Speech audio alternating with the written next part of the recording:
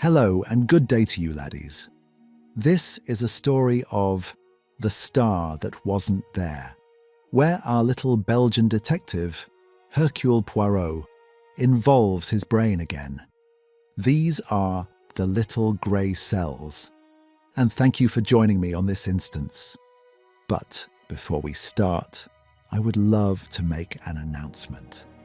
We took some time off to prepare something for our loyal, lovely listeners all over the world to thank you for your time and dedication.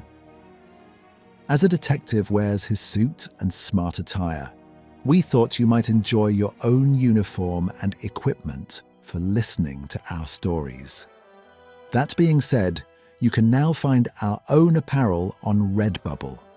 From t-shirts, mugs for your tisane, clocks to track our uploads, hats so you feel like a true detective, to even journals to keep track of who is the main suspect.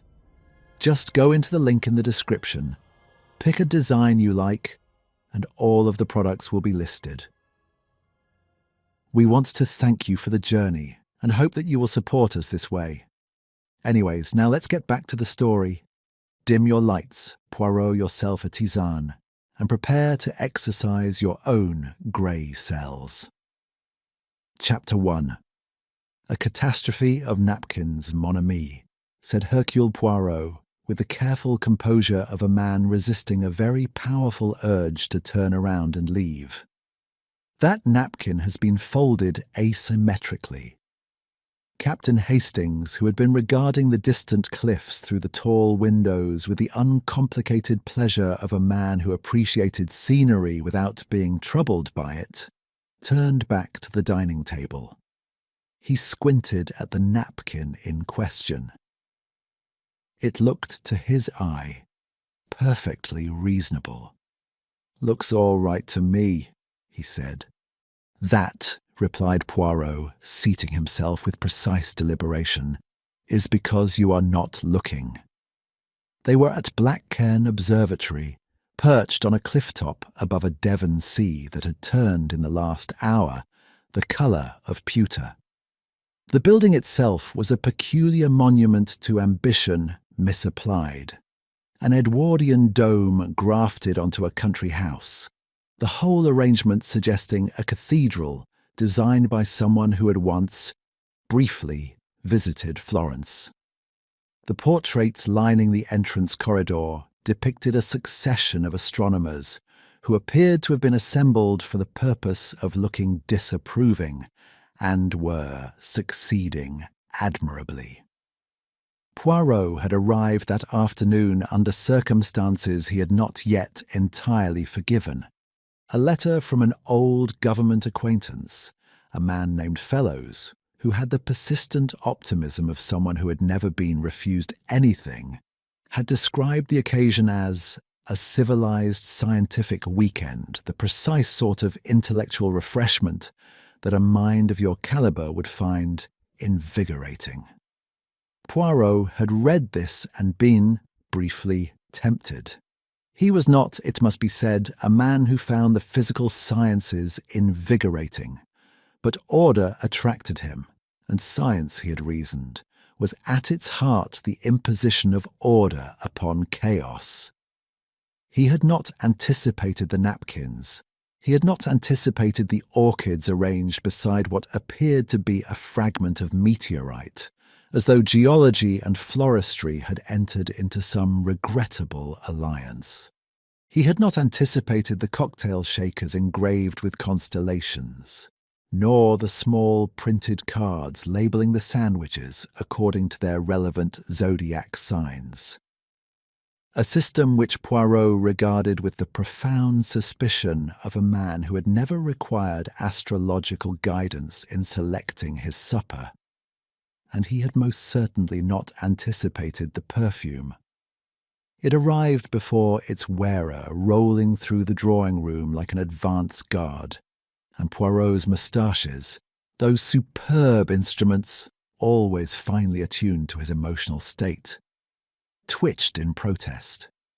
He composed himself with difficulty as Lady Beatrice Ashdown swept into the room.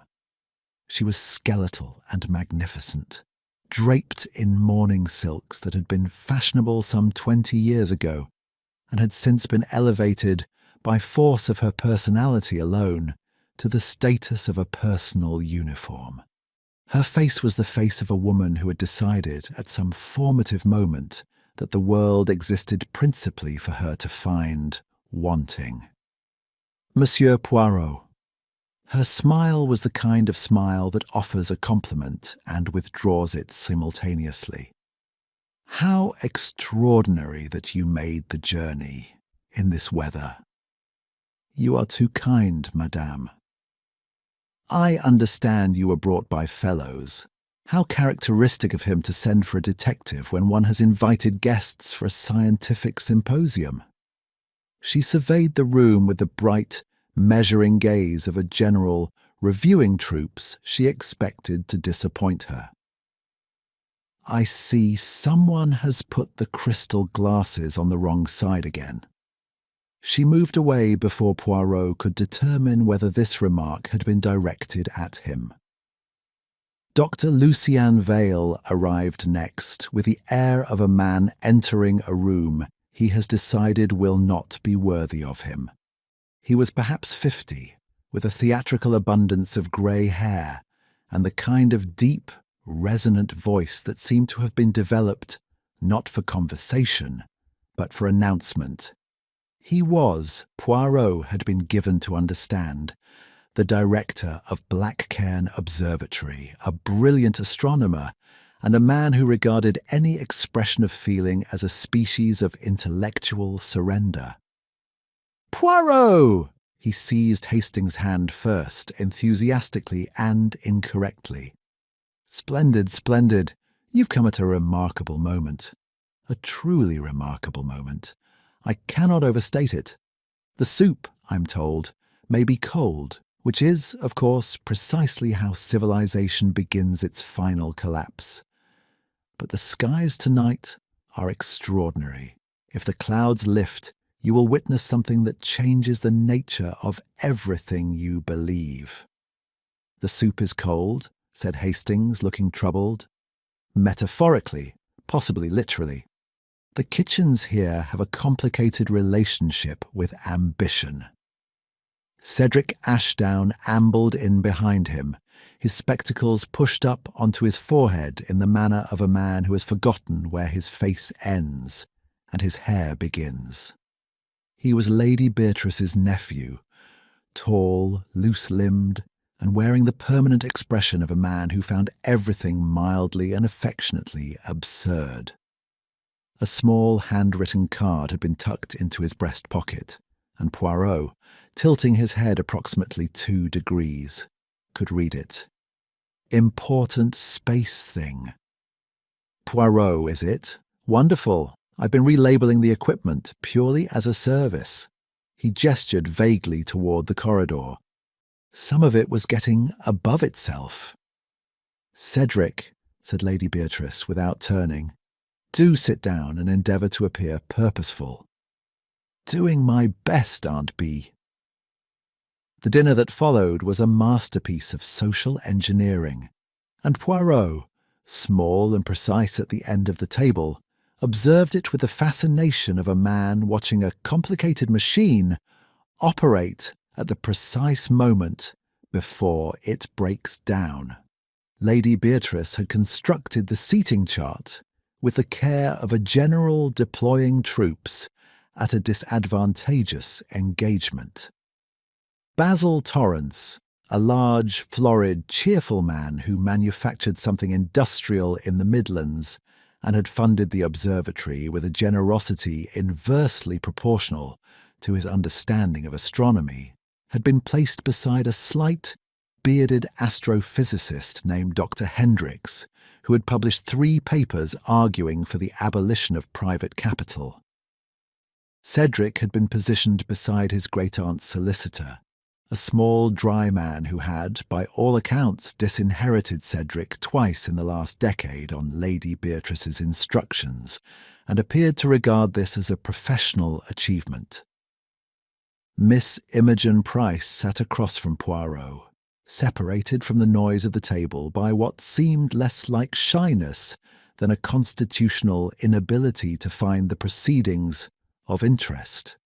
She was young, perhaps 30, with a still, watchful quality, and the habit of answering questions with an exactitude that most people found startling. She had been engaged by the observatory to work on something mathematical that Poirot had not yet fully understood. She had, he noticed, arranged her cutlery with a precision that matched his own. Celia Torrance sat beside Professor Gideon March and smiled with the radiant vacancy of a woman who had entirely ceased to listen. March was explaining the cosmological implications of stellar photography to her, with the patience of a man addressing a particularly dim student. Or, rather, with the complete absence of patience disguised as patience, which is a different thing entirely. Celia nodded at intervals. Her eyes moved quietly and without apparent urgency around the table. Professor March himself was a compact, meticulous man with the air of someone perpetually on the verge of correcting a grammatical error. His subject, as Poirot would shortly discover, was astrophotography. His manner was the manner of a man who had once been told his work was important and had never entirely recovered from the information. Basil's after-dinner speech was not requested. This did not deter him. He rose to his feet with the confidence of a man accustomed to rooms listening to him, and the room, partly from courtesy and partly from the paralysis of surprise, did not immediately object. "Ladies and gentlemen," he began, "I want to say a few words about science. Now, I'm not a scientific man. I am a practical man, a businessman, and in business, as in astronomy, and I think you'll find these fields have more in common than people suppose. The key is knowing your odds. An astronomer," he continued, warming magnificently to his theme, "is really nothing more than a very well-educated bookmaker. He looks at the stars, he calculates his position, and he places his bets. The cosmos is simply a larger kind of racing form." There was a silence of a particularly concentrated variety.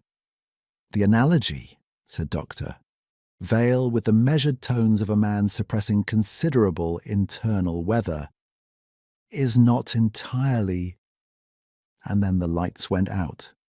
It was entirely dark for perhaps 8 seconds. In that darkness, a tray struck the stone floor of the corridor with a tremendous crash. Someone laughed. A short, sharp sound, too high and too sudden. A chair scraped, and very distinctly, from directly overhead, the great dome mechanism groaned and rotated a quarter turn, as if the observatory itself had turned to look at something. The lights returned. A footman stood in the corridor doorway, red-faced and apologetic beside a spectacular ruin of glassware. Everyone laughed. Basil made a joke about the lights being unable to endure his speech. Lady Beatrice observed that the maintenance of the electrical system was a symptom of the general deterioration of standards. Cedric picked up a piece of broken glass and examined it with interest. Everyone treated it as farce. Poirot did not. He had not laughed. He had instead sat very still, his egg-shaped head tilted slightly upward, his dark eyes fixed upon the ceiling, listening to the dome mechanism settle back into silence with a soft, deliberate click, like the last piece of a puzzle finding its place. Someone, in those 8 seconds of darkness, had moved the telescope. Chapter 2. The Man Who Discovered a Star. The snow arrived just before midnight, without particular drama, as though it had been waiting for the household to retire before getting down to business. By morning, it had settled with the comprehensive authority of a thing that does not intend to be argued with. The coastal road had vanished entirely beneath a white that seemed less like weather than a considered opinion. The telephone line, always temperamental at Blackcairn, Dr. Vale had explained cheerfully, owing to something structural that had been meant to be addressed in 1923, had given up entirely some time in the small hours. The nearest village was 4 miles, which in ordinary conditions was a pleasant drive, and in present conditions was an impossibility. Blackcairn Observatory was, in every meaningful sense, alone. This information was received differently by different members of the household. Lady Beatrice treated it as a personal affront and announced at breakfast that she would be telephoning the relevant authorities as soon as the telephone consented to function, at which point she would be lodging a formal complaint against the weather. Dr. Vale declared it the ideal conditions for scientific focus and disappeared immediately into the dome, from which occasional sounds of scraping metal could be heard at intervals. Basil Torrance proposed charades. "Morale," he said with the conviction of a man who has survived several shareholders' difficult quarters, "is a matter of management. We must keep the spirits active. I'll organise teams." "You will do no such thing," said Lady Beatrice, and Basil subsided with the practised ease of a man who had been subsiding before formidable women his entire life and had developed a technique for making it look voluntary. Cedric, wrapped in what appeared to be 3 layers of overlapping knitwear, was engaged in a dispute with the kitchen over the correct temperature for cocoa. The kitchen's position was that cocoa was hot. Cedric's position was that there existed a precise temperature beyond which cocoa ceased to be comforting and became merely scalding, and that this temperature had been consistently exceeded since their arrival. The kitchen had no spokesman for this negotiation, and so the argument was conducted largely in Cedric's own head, which he appeared to find satisfying nonetheless. Miss Imogen Price sat at the far end of the breakfast table with a notebook open beside her plate, filling it with figures of the kind that conveyed nothing to an observer, but clearly meant a great deal to their author. She had eaten efficiently and without apparent pleasure, the way people eat when the act of eating strikes them as an interruption.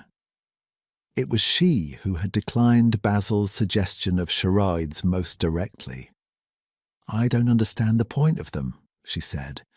This was evidently meant as a simple statement of fact rather than a provocation, but it produced the brief, prickling silence that her statements frequently produced, as though the room had not yet learned to adjust for her. "They're fun," said Celia gently. "Are they? I've always found the social pressure to perform enthusiasm for mild entertainment considerably more exhausting than the entertainment itself." She returned to her figures. "But I'm sure you'll enjoy it." Poirot, watching from the doorway with a cup of very good coffee that he had obtained by the exercise of considerable diplomatic persistence, found the morning's texture interesting in the way that cloth is interesting when you turn it over and notice the underside is not what you expected. Professor March approached him shortly before 11. He did so with the self-conscious casualness of a man who has rehearsed an approach and is executing it with imperfect results. He appeared at Poirot's elbow in the small observatory library, a room of magnificent disorder, its shelves arranged according to some principle that had been abandoned partway through and never revisited, and began examining a star atlas with the focused attention of a man who had not come to examine a star atlas. "I wonder, Monsieur Poirot," he said to the atlas, "whether you have much experience with photographic evidence. In the evidentiary sense, I mean. Photographs as testimony. A certain amount, said Poirot mildly. He did not look up from his own book, which he had not been reading.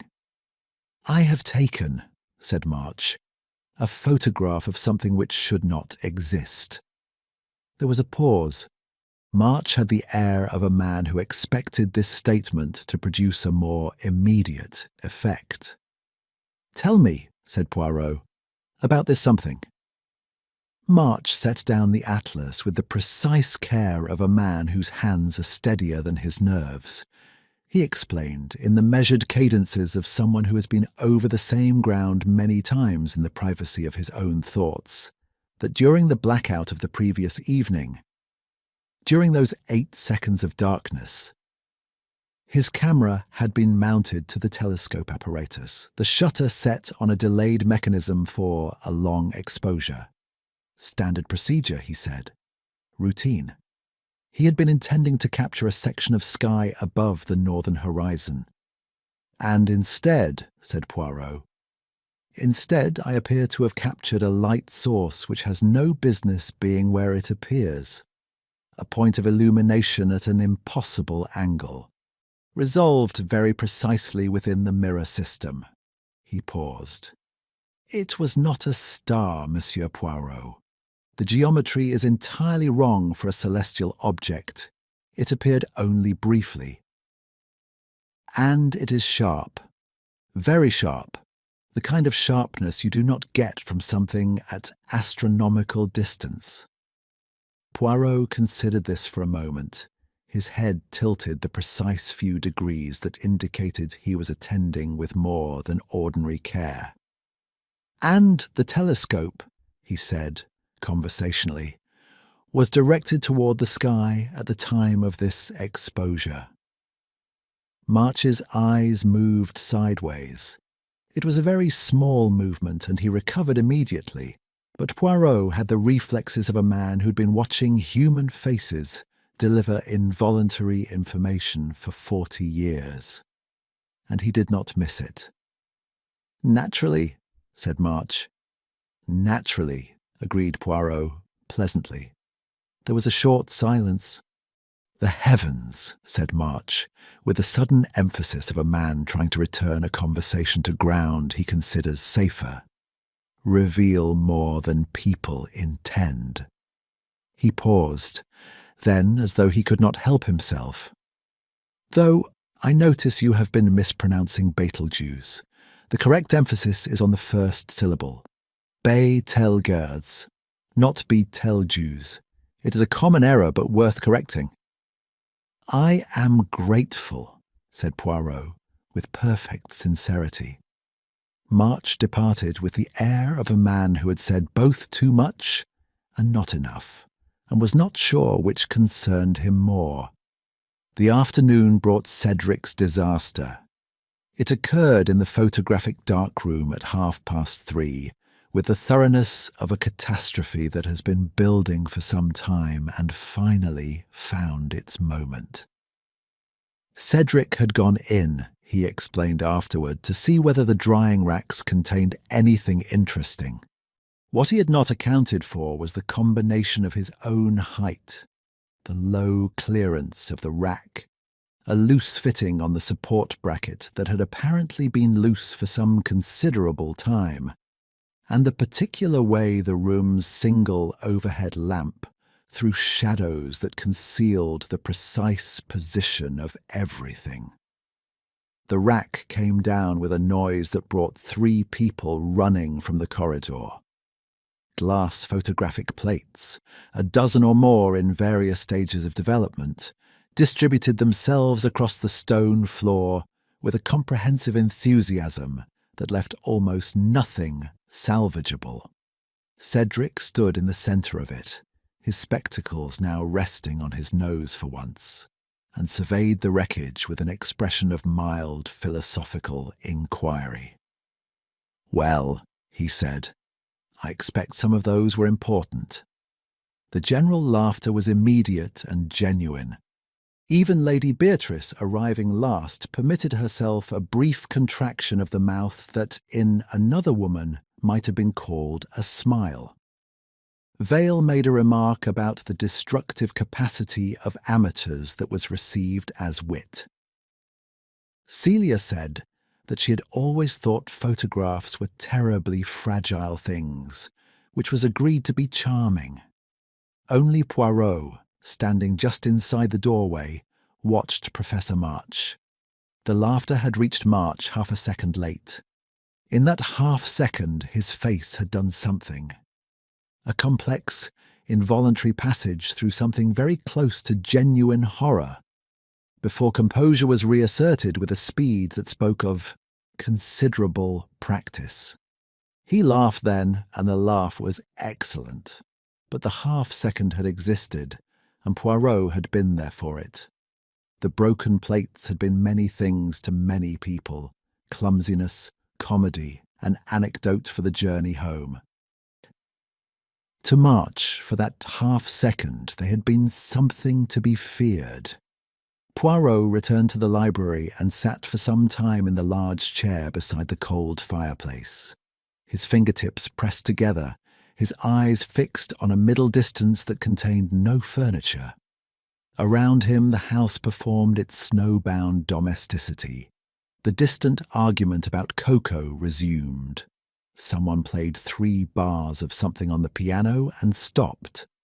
Basil's voice could be heard proposing charades again from a different room with identical results. The dome mechanism was visible through the high library window. A great grey flank of metal against a white sky, motionless now and sealed against the cold. Motionless now. But it had moved last night, deliberately and in the dark, and at precisely the moment when every person in the dining room below had been looking inward, attending to farce, performing the English instinct that insists one does not stare at one's neighbours during an embarrassing interruption. March had not photographed a star. He had photographed something through a telescope that someone had repositioned, either beforehand or in those 8 seconds of convenient darkness. To face not the sky, but something rather closer to the ground. Something or someone. Poirot's expression did not change, but his fingers, pressed together in their neat and customary steeple, tightened very slightly. The first domino, he thought, had not fallen by accident. Chapter 3. An Astronomer Misplaced. Professor March did not appear at breakfast. This fact announced itself with a quietness that the household spent the better part of an hour declining to notice. His chair stood empty at the table with the mild reproach of unoccupied furniture. Someone poured coffee for it out of habit, realized, and said nothing. Conversation moved around the absence the way water moves around a stone. With the practiced ease of people who have decided, collectively and without discussion, that the stone is not there. Lady Beatrice noticed first, in the sense that she had noticed from the beginning, and was the first to permit herself to say so. Professor March, she observed, with the measured precision of a woman delivering a verdict rather than a remark, is not present. She surveyed the table. Punctuality, I have always maintained, is the final defence against barbarism. When it falls, everything follows. Perhaps he overslept, said Hastings. Snow makes the room terribly dark. I nearly did myself. Professor March, said Lady Beatrice in a tone that suggested she found this conjecture both unlikely and in poor taste, does not oversleep. Dr. Vale was staring at his kedgeree with the expression of a man engaged in an internal argument he is losing. He had been in the dome since before 6. By his own account, he had not, by his own account, seen March. Cedric was methodically rearranging the sugar bowl and its attendant tongs, having apparently decided they were incorrectly positioned. Imogen Price had not looked up from her notebook. Celia Torrance was engaged in a quiet conversation with her toast. It was Hastings who went upstairs, with the cheerful willingness of a man who has not yet understood the situation. He returned in a shorter time than the distance warranted. He stood in the doorway and said carefully, "I think someone ought to come." March was in the observatory dome. He was seated, which was the first wrong thing. The dome's single wooden chair was positioned beside the telescope mounting, and March occupied it with the absolute stillness of a man who had been there for some hours and would not be moving of his own accord. He was dressed in his day clothes, which was the second wrong thing. The clothes of the previous evening not yet changed, as though he had come up here directly from the house and sat down, and that was the end of it. His hands rested in his lap with an arrangement that struck Poirot, pausing at the threshold as too composed. The hands of a man whose final position had been attended to. The cold up here was considerable.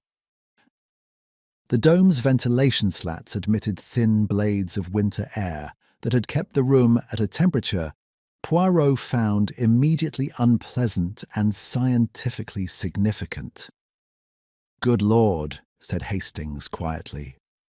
Poirot did not enter immediately. He stood at the threshold for a full 30 seconds, which Hastings had long since learned to interpret not as hesitation, but as the opposite of hesitation. A deliberate, comprehensive first reading of everything the scene had to say, before any of it was disturbed. His dark eyes moved in a methodical sequence that had nothing accidental about it. The telescope, the mirror housing, the floor around the chair, March's hands, March's collar, the ventilation slats, the small table beside the telescope mounting, where an enamel development tray sat empty and very clean. Recently, carefully, thoroughly clean, in a room where everything else wore a fine grey film of accumulated dust. He crossed to March then and made the brief, necessary examination with a gentleness that was not performance, but habit. He straightened. "The heart," said Hastings. "So it will appear," said Poirot. His voice was entirely level. He was not, I think, a young man. He was known to work to excess. The cold, the hour. These things will be said. He paused. They will be said because they are convenient, and because there is a very strong human preference for the explanation that requires the least rearrangement of one's assumptions. Hastings looked at him. "But?" Poirot did not answer directly. He had moved to the small table and was contemplating the development tray with an expression of courteous enquiry, as though it had said something mildly interesting and he was considering his response. He did not touch it. He did not need to. The cleanliness of it, against the dusty indifference of everything surrounding it, was information enough. He turned instead to the telescope mirror housing, a great curved assembly of polished brass and glass, and examined it at an angle, tilting his head with the careful deliberation of a man reading small print. The mirror surface had been wiped, not cleaned in any professional sense, wiped with something soft, in overlapping strokes that had removed whatever had been there and left, in the particular quality of the remaining surface, the ghost of recent interference. "Someone," said Poirot, very quietly, "has been thorough. But thoroughness, mon ami, is itself a kind of signature." Hastings, who had come to know this register a voice over many years, said nothing. He waited. "The photographic plate from last night," said Poirot. "March told me he had made an exposure during the blackout. There is no plate here. There is no plate in the drying rack, which now contains nothing but broken glass from Cedric's adventure. The development tray has been cleaned so recently that the smell of the fixative is still present, very faint beneath the cold." He straightened his cuffs with minute precision. "A plate was developed here last night after the household retired, and then the plate and whatever it contained was destroyed." "He could have destroyed it himself," said Hastings, "if he thought it showed something he'd rather not." "He could," said Poirot, "but a man who destroys his own evidence does not then sit down and arrange his hands in his lap and wait for the cold to do its work. None. That particular composition requires an author other than its subject." They came down to find the household assembled in the entrance hall with the slightly dazed collective quality of people who have not yet agreed on how to behave. Basil stood with his hands in his pockets, jaw set, performing solidity. Celia stood beside him with her hands folded, her expression one of gentle concern that revealed nothing of whatever lay beneath it.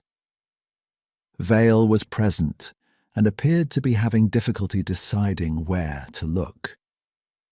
Cedric had both hands wrapped around his cocoa cup, finally at the correct temperature, presumably, and was studying the floor tiles with an attention they did not merit. Imogen Price stood slightly apart.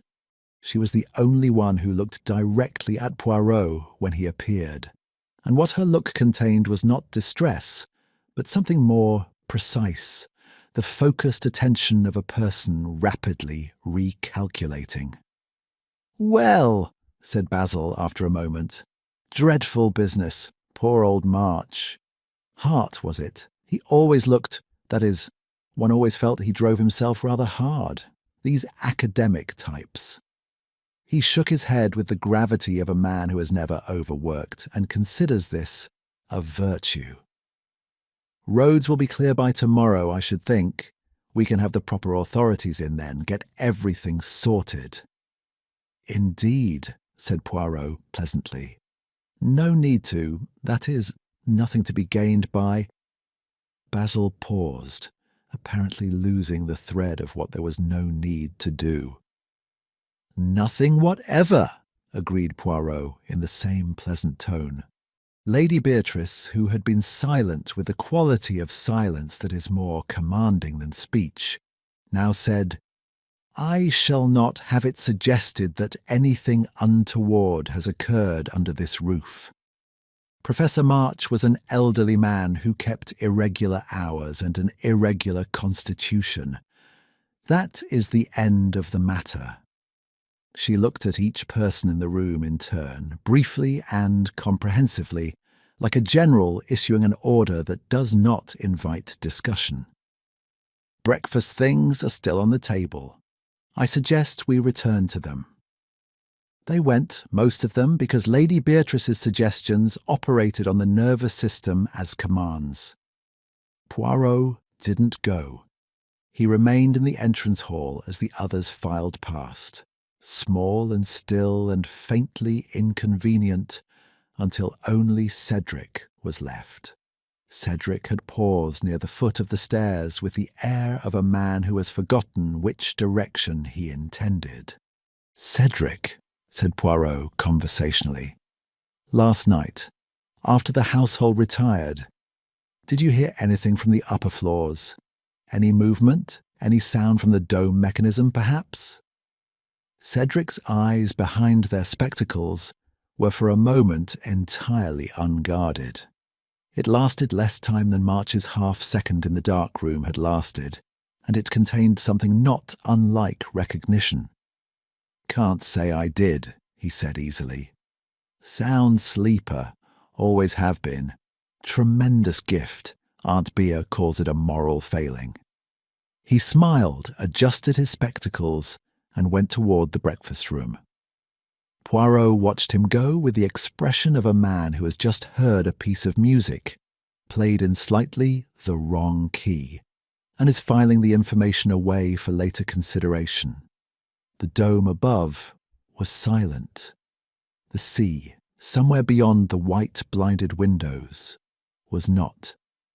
He thought of the development tray scrubbed clean, of the mirror surface, wiped in neat, overlapping strokes, of March's composed and impossible hands. And he thought of the plate, the image on it, whatever it had briefly and fatally captured, and of the person who had understood, before March himself had perhaps fully understood, exactly what it meant. There had been, he reflected, no accident here. Not the blackout, not the dome's rotation, not the exposure, not the death. Each had been a consequence of the one before, with the clean and remorseless logic of falling dominoes. Only the first one had been pushed. Chapter 4. The joke. Hidden. Inside the joke. It was the speech that unlocked it, not the content of the speech, which had been remarkable chiefly for the confidence with which Basil had advanced the bookmaker analogy into territory it could not survive. Not the laughter that followed, nor the electrical failure that interrupted it. What unlocked it was a single sentence delivered in the jovial roar of a man who considers himself a wit, that Poirot had logged without yet understanding why. He sat with it through the morning, turning it over with the patient, unhurried attention he gave to things that had snagged without yet explaining themselves. The house moved around him. Condensation on the windows, the smell of wood smoke and damp wool, a distant mechanical protest from somewhere in the building's plumbing that Dr. Vale attributed with irritating vagueness to the cold. Poirot sat in the library armchair and thought about a joke. Basil had said, "Well, if the stars disappear, perhaps someone's stolen those too." Everyone had laughed. It was precisely the sort of remark that demanded laughter. Bluff, self-deprecating, shaped for the room. Poirot had laughed with the rest, which was automatic and meant nothing. But somewhere beneath the automatic response, something had registered the sentence and set it carefully aside. Stolen those too. The word implied a prior theft, an established pattern, a thing already understood between speaker and audience. And yet, no theft had been mentioned. Basil had produced the word with the ease of a man who was not being careful, which was, in Poirot's experience, precisely the condition under which the genuinely revealing things escaped.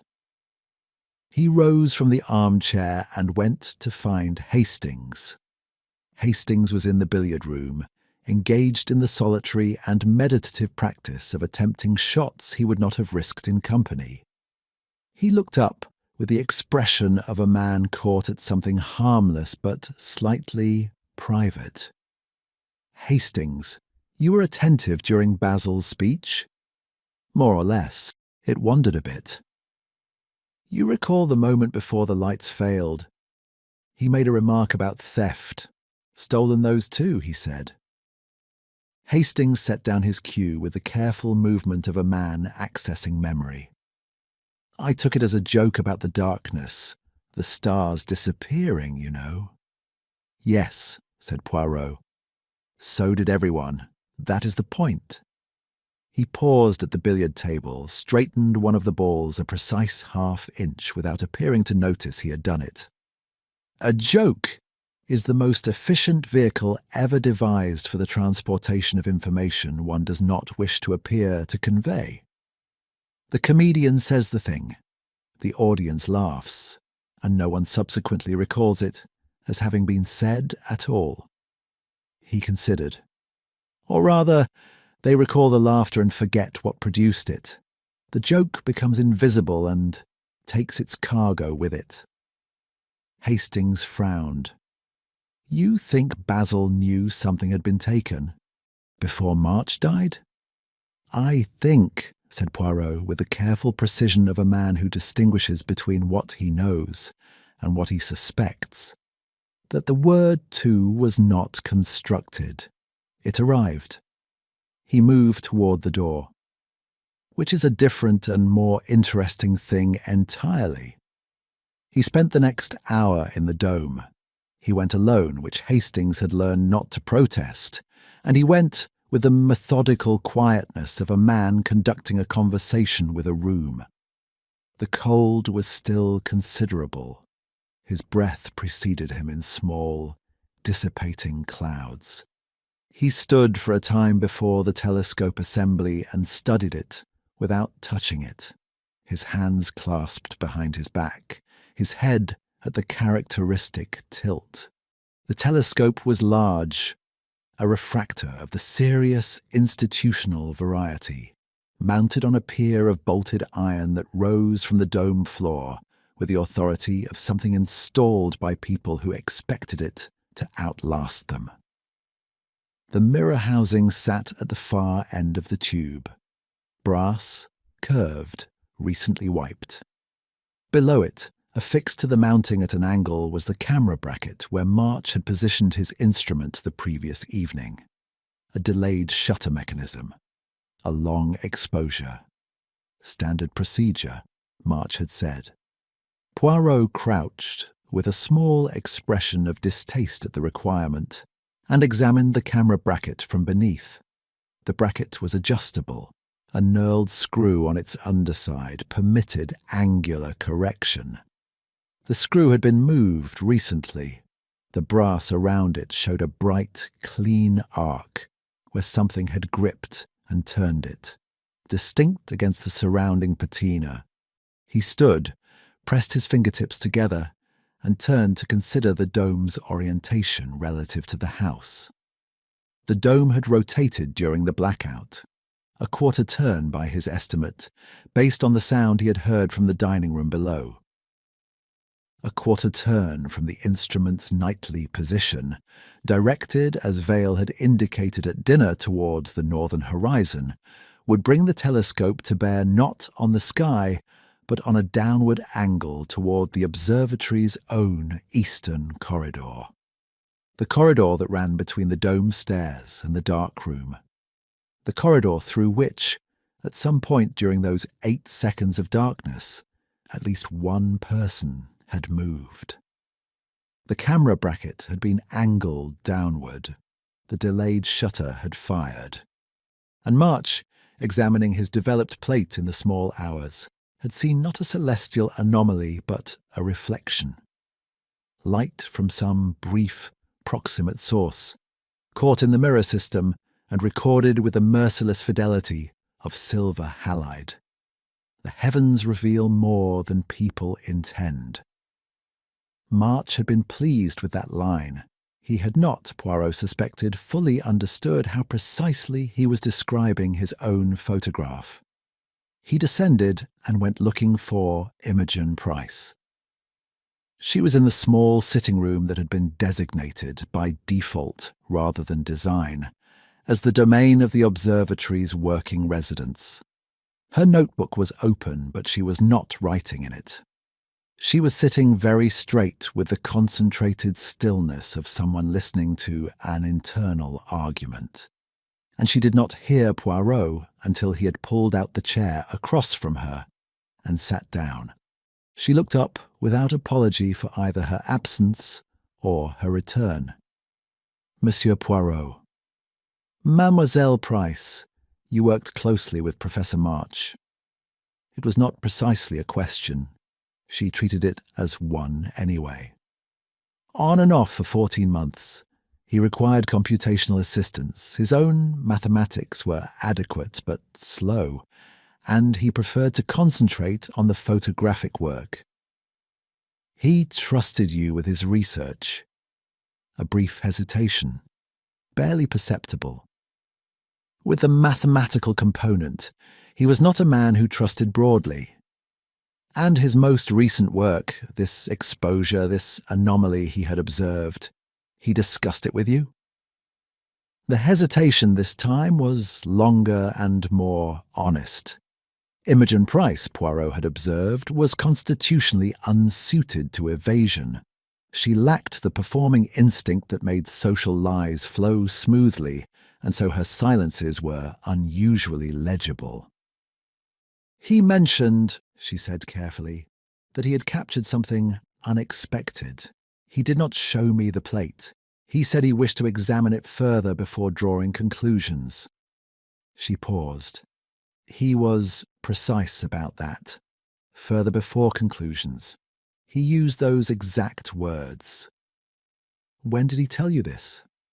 "Last night, before dinner." Her eyes were steady on his. He seemed not frightened precisely, heightened. The way he became when a calculation resolved into something clean, as though everything had suddenly become simpler rather than more complicated.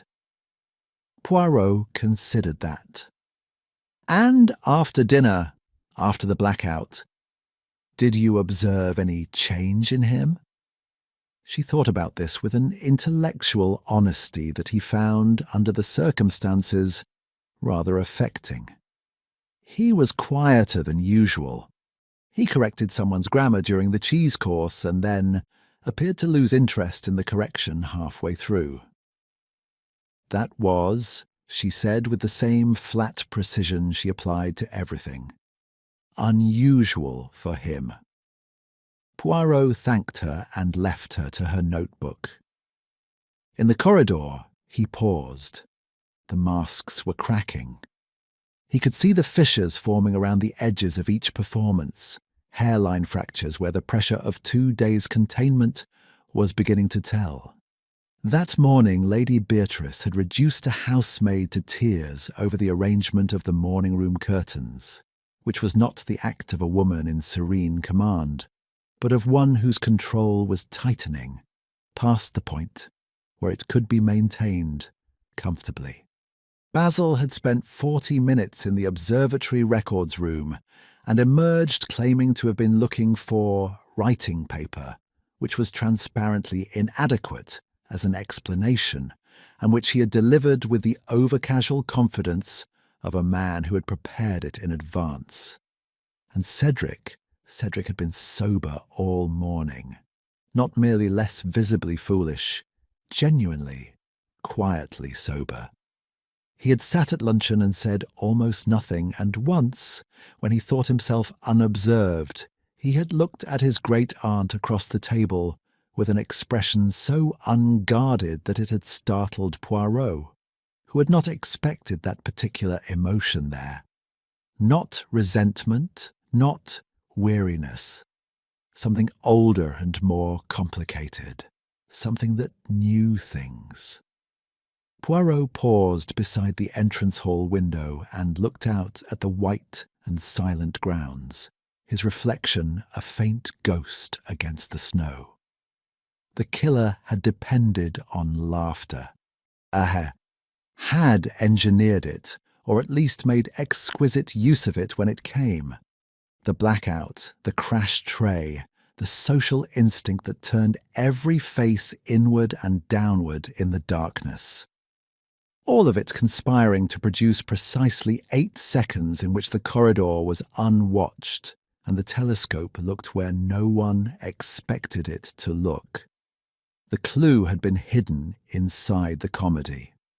And someone at Blackcairn had understood with a clarity and a coldness that Poirot was only now beginning to appreciate that the safest place to conceal anything, an action, an intention, a crime, is inside a moment when everyone is busy being reassured that nothing serious is happening. He straightened his scarf with the precise, habitual adjustment of a man restoring symmetry to a world that has temporarily lost it, and went to dress for dinner. Chapter 5. polite. Lies. Poirot conducted his interviews in the morning room, which Lady Beatrice had made available with the brisk hospitality of a woman who has decided that cooperating fully with something is the surest method of controlling it. The room was small, south-facing, and in ordinary weather would have been pleasant. In present conditions, the windows gave onto a white wall of continuing snowfall, which produced the agreeable sensation of being inside a paperweight. He began with Basil Torrance. Basil arrived with the rolling, proprietorial ease of a man accustomed to entering rooms on his own terms, settled himself in the larger of the two armchairs without being invited, and immediately produced a cigar case which he opened, glanced at, and closed again when Poirot's expression conveyed, without words, that the cigars were not going to happen. He arranged himself instead into an attitude of cooperative helpfulness that had been, Poirot suspected, prepared in advance. "Dreadful business," Basil said. "March was, well, he wasn't easy company, I'll grant you. Man couldn't resist correcting you. But still, not the sort of thing one expects." "Quite so," said Poirot. "You were, I think, among the last to leave the dining room on the evening of the blackout." "Was I? I couldn't say. It was rather confused. The lights going, all that business with the tray." Basil's brow furrowed with the effort of a man consulting a memory that was cooperating selectively. "I stayed to finish my port, I believe, then went straight up. Yes, straight up." "You did not visit the observatory?" "Good Lord, no. Telescopes make me uneasy, frankly. All that peering gives me the same feeling as being watched." "Curious," said Poirot, with warm interest. "And yet Mademoiselle Price tells me she passed you on the corridor outside the dome stairs at approximately 11:15. This was not precisely what Imogen Price had told him. She had mentioned, in passing, that she had heard footsteps on that corridor after the household retired. Poirot had furnished the identifying detail himself. It was, he reflected, a technique with a respectable record. Basil's expression underwent a rapid and informative series of adjustments. "Did she? Well, I may have wandered a bit. The house is confusing at night.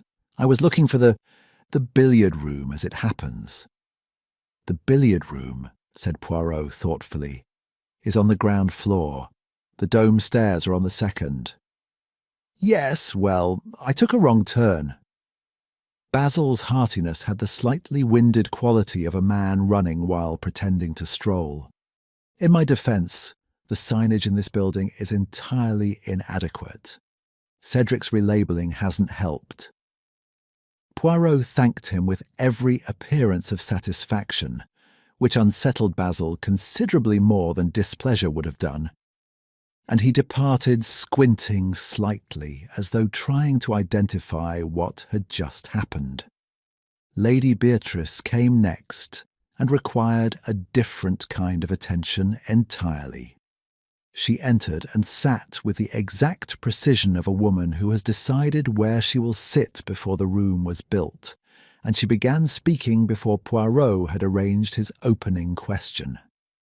This was, he recognized, a technique rather than a habit.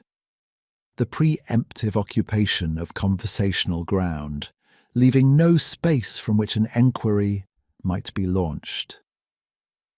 "I shall tell you what I know, which is not a great deal, and what I believe, which is considerably more. Professor March was a difficult man with a talent for making enemies through sheer pedantry.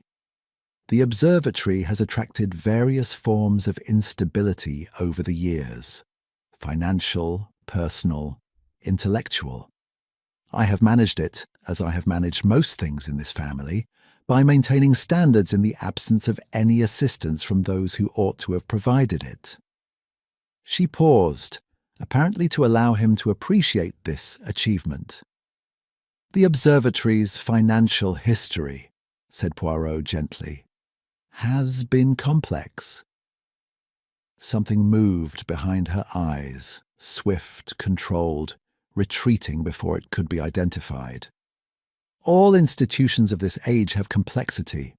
My late husband established Blackcairn on a sound footing. What has occurred since is the result of inadequate stewardship by those entrusted with its continuation." A pause that contained a quantity of old anger. "The endowment documents were revised in 1931, at my direction. This is a matter of record and entirely above reproach." Poirot had not mentioned endowment documents. He noted the introduction of the subject with the quiet pleasure of a man watching a door open that he had not yet knocked upon. "Of course," he said. "And the revision was—" "Necessary," said Lady Beatrice, with the decisive finality of a woman who has just realized she has said more than she intended, and is closing the subject with whatever force is required. She rose. "I hope you find the room comfortable, Monsieur Poirot. The aspect is southerly, which is generally considered agreeable." She left, and the room seemed to reorganize itself slightly in her absence, as rooms sometimes do when a powerful gravitational force is removed.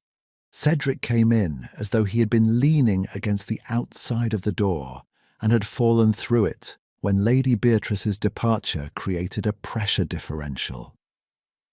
He folded himself into the armchair with the cheerful bonelessness of a marionette, whose strings had been temporarily relaxed, and immediately located his spectacles on his head and transferred them to his nose with an expression of mild surprise, as though they were new.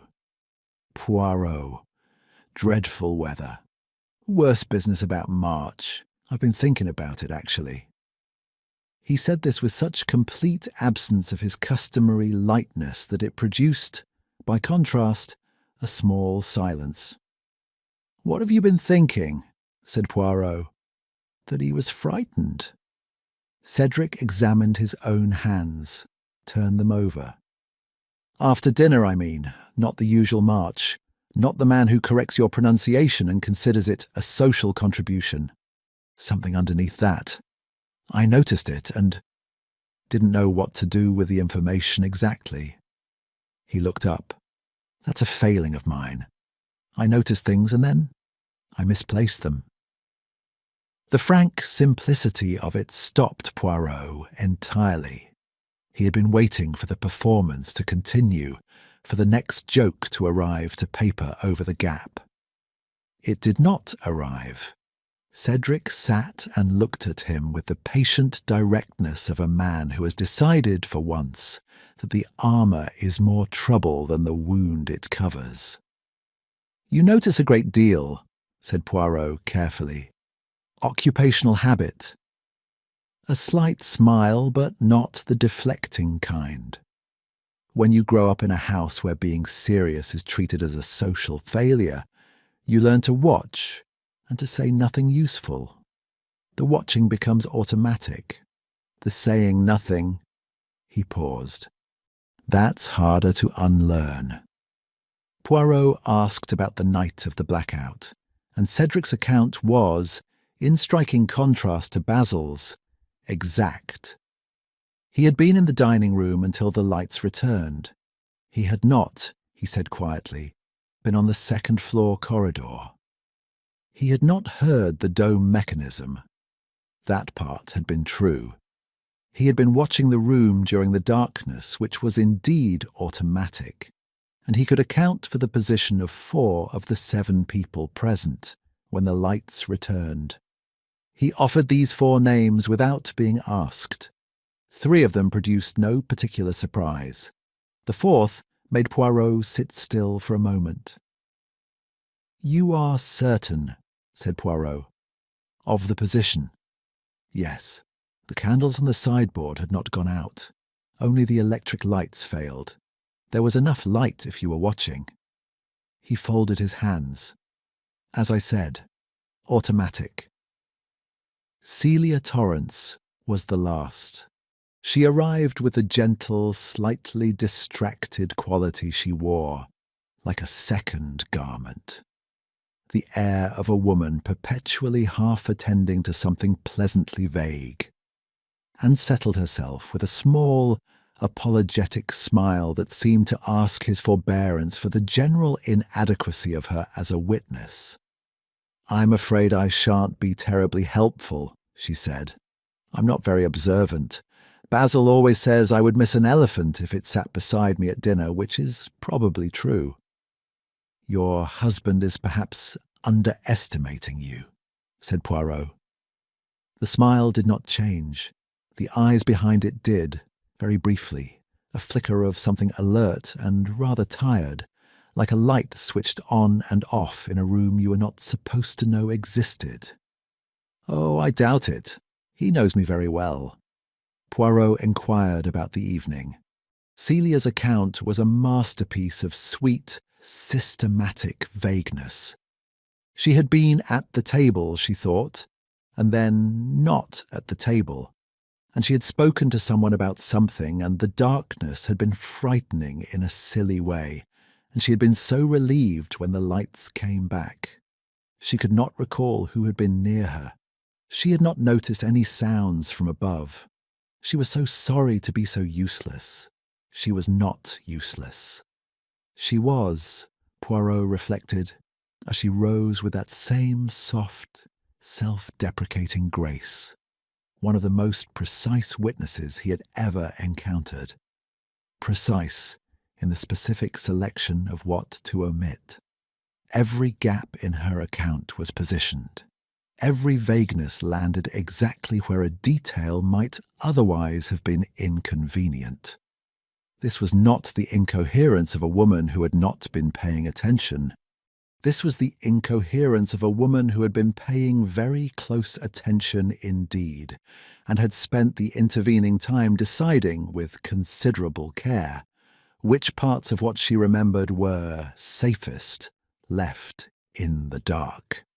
After she had gone, Poirot sat for a long time watching the snow fill the window and considering what Cedric's fourth name meant about the architecture of the crime. Each of them had lied according to their nature. The vain man had embellished and then retreated. The formidable woman had preempted and then overreached. The sorrowful man had for once told the truth. And the quiet woman had performed her own absence so consummately that it was only the performance itself, its very completeness, its seamless professional finish, that gave her away. Furniture, Poirot thought, does not take such care to appear unnoticed. Only people with reasons do that. Chapter 6. The House Built on Rot. The observatory records room smelled of old paper and a more recent anxiety. Poirot had obtained the key from Dr. Vale with the casual ease of a man requesting something so obviously innocuous that to deny it would itself require explanation. Vale had handed it over while simultaneously attempting to explain something about spectroscopic wavelengths, and Poirot had thanked him warmly for both. The room was long and low, lined with metal filing cabinets of the institutional grey variety and shelves carrying bound ledgers, in a sequence that became, on closer inspection, not quite sequential. Volumes removed, replaced imprecisely, the order of their spines disagreeing with the order of the dates on their spines in ways that suggested recent and imperfect interference. Someone had been here before him. The disturbed dust on the second shelf from the bottom, and the faint parallel tracks left by a ledger dragged sideways against its neighbours, told him approximately when. Basil, in the morning, looking for writing paper. Poirot selected the ledger whose position was most inconsistent with the sequence and carried it to the single table beneath the window. He opened it and read with the patient. Thorough attention he gave to documents that other people considered too dull to be dangerous. The financial history of Blackcairn Observatory was, in its broad outline, precisely what one might expect of an institution founded on a steel magnate's social ambitions. Lavish at the beginning, erratic in the middle, and sustained in its later decades by a combination of endowments, donor relationships, and the kind of careful creative accounting that is not quite fraud, but requires a particular attitude toward the distinction. The original endowment had been large. It had been at certain points rather too large to have been honestly accumulated. A suspicion that the records confirmed not through any single entry but through the pattern of many entries, the way that a picture emerges from the accumulation of individual brushstrokes, each of which is insufficient evidence of anything. The 1931 revision Lady Beatrice had mentioned, and then retreated from, was there. It was a single page, dense with legal language, bearing 3 signatures. The first was Lady Beatrice's own, angular and authoritative. The second belonged to the observatory's then director, a man named Holt, who had died in 1938. The third signature was interesting. It was Basil Torrance's father. Poirot sat with this for a moment. He considered the son who had spent 40 minutes in this room that morning, who had come to Blackcairn as a donor, who had told a joke at dinner about theft that contained the word "to" with the careless ease of a man reaching for a shared understanding. He considered Lady Beatrice, who had spent 20 years maintaining the surfaces of this place with the ferocious energy of a woman who knows exactly what the surfaces are concealing. He replaced the ledger and went to find Hastings. Hastings was in the billiard room again, this time with genuine company. Cedric had joined him, and the two were engaged in a game of a relaxed and amiable variety that suggested both had agreed, tacitly, to prioritize conversation over competition. They looked up when Poirot appeared in the doorway. "Poirot," said Hastings, "any progress?" "A certain amount of archaeology," said Poirot. He settled into the chair beside the fireplace and regarded the ceiling with mild abstraction for a moment. "Tell me, Cedric, your uncle, your late uncle Lord Ashdown, what was the nature of his business before the observatory was established?" Cedric lined up a shot with the unhurried deliberation of a man thinking about something other than billiards. The ball went wide. He did not appear to notice. Steel, primarily. A good deal of it in the early years of the century, when there was more appetite for steel than for questions about where the capital behind it originated. He straightened. The family preferred not to examine that question too closely. Still does. "And Basil's father was involved in those early years?" Cedric's cue rested against the table.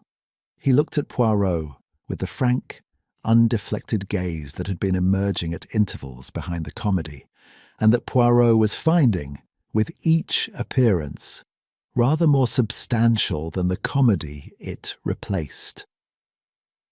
"Old Torrance was involved in several things he should not have been involved in. The connection to Blackcairn is why Junior keeps turning up with his checkbook and his terrible speeches. Not generosity, exactly." A pause. "Insurance, I'd have said, if anyone asked me." "No one has asked you before." "People don't," said Cedric simply. "Ask me things they want accurate answers to. It's the buffoon problem." Poirot nodded slowly. The picture was assembling itself with the clean logic of a thing that has been waiting patiently to be seen. An observatory built on fraudulent capital. sustained by the donations of a family whose own connection to that fraud made them permanent and captive patrons, managed for decades by a woman whose entire social identity was constructed atop the thing she could not afford to let surface.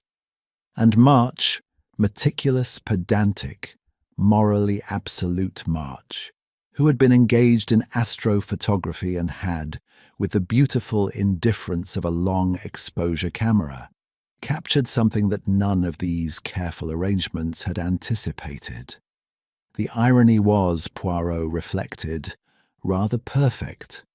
The observatory had purchased respectability with disreputable money, and the instrument of respectable science had, in the end, looked not at the stars, but at the people beneath them. He had just risen to leave when the sound reached them. It was not loud. A single sharp crack from the floor above, followed by a longer, lower sound. The sustained note of something heavy and sustained striking stone. And then silence of the specific, listening variety that follows a sound one cannot immediately explain. The three of them were in the corridor and moving before any decision had been made. The stairs, the first floor, the passage towards the guest rooms, Poirot's legs being shorter than Hastings' and considerably shorter than Cedric's, he arrived third, which meant he arrived to find the other two already at the door of the small sitting room Imogen Price used for her work, and the door open. Imogen was standing in the centre of the room with the rigid, contained composure of a person applying considerable force to the problem of not losing composure entirely. Her notebook, the one she had been carrying since their arrival, filled with figures, was on the floor, its pages loose and scattered. The small writing desk beside the window had been swept clear. Papers lay across a radius of several feet with the distribution pattern of a sudden and comprehensive violence. A glass inkwell had come off the edge and contributed its contents to the stone floor in a dark, spreading stain that looked, in the low light, rather worse than it was. "Mademoiselle," said Poirot, quietly. She looked at him. Her face was entirely steady and entirely pale, and informed him, more clearly than any expression of distress could have done, that she was frightened in the particular way of someone who has spent a long time being too intelligent not to see what is coming. "Someone was in here," she said. Her voice was level with the effortful levelness of controlled shock. "I had gone to the library for perhaps 20 minutes. When I came back, the desk had been gone through and the mathematical notes, the notes related to March's calculations, they'd been torn up." She looked at the scattered pages with the careful neutrality of a mathematician inspecting a proof that has just been deliberately destroyed. "All of them." "You were not hurt," said Poirot. It was not a question, but she answered it anyway. "No, they were gone before I returned." Hastings had already moved to the window to examine the latch. Cedric was very still in the doorway, and what was on his face was not his usual careful vacancy, but something much older and colder, the expression of a man watching a thing he had feared become true. "The calculations," said Poirot. "They related to March's photographic work, to the exposure taken on the night of the blackout, to the geometry of it." Her chin lifted fractionally. "I had been working through the angular calculations, the position of the telescope at the time of exposure, the focal length, the probable distance of the light source captured in the mirror. I had nearly resolved the position." She paused. Whoever took them either understood that or was afraid of what I was close to understanding. The room held this information for a moment. Then Cedric said, from the doorway, in a tone entirely without levity, "Close the window, Hastings. It's getting cold."